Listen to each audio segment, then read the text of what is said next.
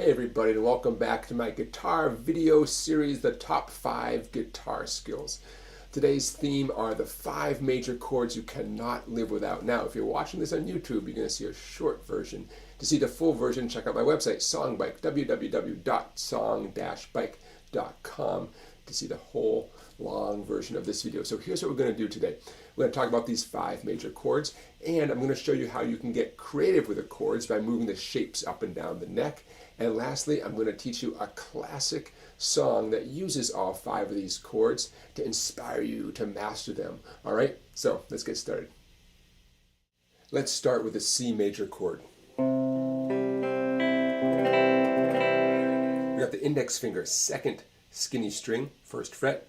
Middle finger, 4th string, 2nd fret. Ring finger, 5th string, 3rd fret. C major chord. When you strum, don't strum the 6th string, the heavy E string. Strum the other 5. Now here's some tips. Cut your fingernails short. I cut mine right before I started filming this video. Keep those fingernails nice and short as you can on your fretting hand. Play right on the tips of your fingers. Arch those fingers over as close to the fingernail as you can get. You may have to push your wrist out a little bit. See what I'm doing there? Push your wrist out so you can arch over the strings. Okay? Be patient with yourself. It's going to take some time to get nice, clear sounds consistently. But consistency is definitely what we're going for. Okay, so now here's your job. Of course, practice the chord. Second, memorize it. You don't want to have to turn on this video and watch this video every time you practice a C chord, right? Memorize the fingering. Okay, go for clear sounds, right? So learn it, memorize it. Next thing, polish it. That means take your hand away, put it back on again. Can you get consistently clear sounds? Maybe not. Probably not in the beginning. Okay, you got to polish it. You got to work at it. Lots and lots of practice on any chord you play. Okay, now in the C major chord, not surprisingly, it contains the note C. Here's one way you can find the note C. It's that note right there, that ring finger note. In this context, that's known as the root note. When you play a C chord, the C note is known as the root note. Now we can have some fun. Take your C grip, move it up 2 frets. My ring finger is now on the 5th fret. Now, the root note is not C anymore. The root note is now D, D like delta. All my fingers moved up in the same form. The open 3rd string is still open. The open 1st string is still open. So we have a D major chord. It was a C major. Now we have a D major chord with some colorful extra notes. I love chords like this. And you can keep sliding that C grip up as far as you want. The name is going to change depending on where the ring finger lands. So it really helps to know the names of the notes on the 5th string. Okay, I should make a video all about that. This chord grip here is known as a chord with a 5th string root. Okay, so when you play a C major chord, the root is on the 5th string.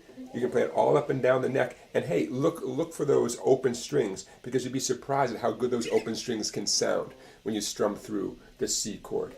Okay? Or the C grip, I should say. The C grip moved up and down the neck. All sorts of interesting sound possibilities. All right? But it all starts with mastering the C chord itself. But don't be shy about moving up the neck and hearing some creative extra sounds you can get. All right, let's move on to chord number 2. Chord number 2 here, the A major chord. The most common way to finger the A major chord has the index finger, 4th string, 2nd fret. Middle finger, 3rd string, 2nd fret. Ring finger, 2nd string, 2nd fret. Now you really have to arch those fingers over so that skinny 1st E string can ring clearly. Okay, now I have seen students reverse the middle and the index.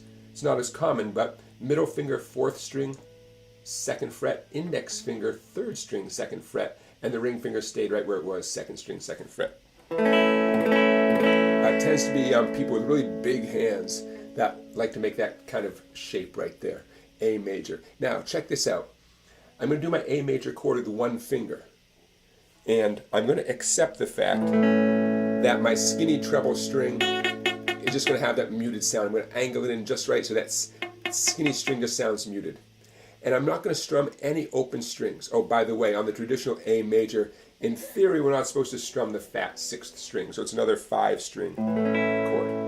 Now here's my 1 finger A chord, but I'm only going to strum the 4th, 3rd, and 2nd strings. I'm not going to strum the skinny one. It's probably going to be kind of muted anyways. And I'm not going to strum the 2 heavy open strings. Here's where you can have fun with the A major grip here.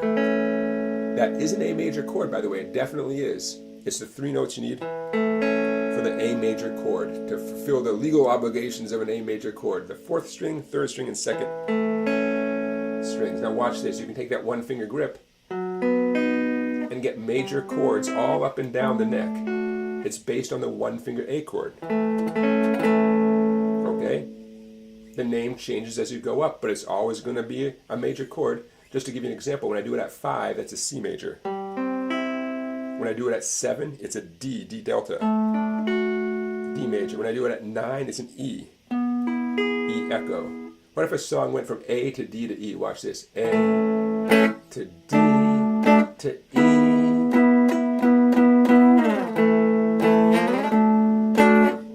And I'm being very careful with my pick here to only strum the 4th, 3rd, and 2nd strings. That's the D, G, and B strings, okay?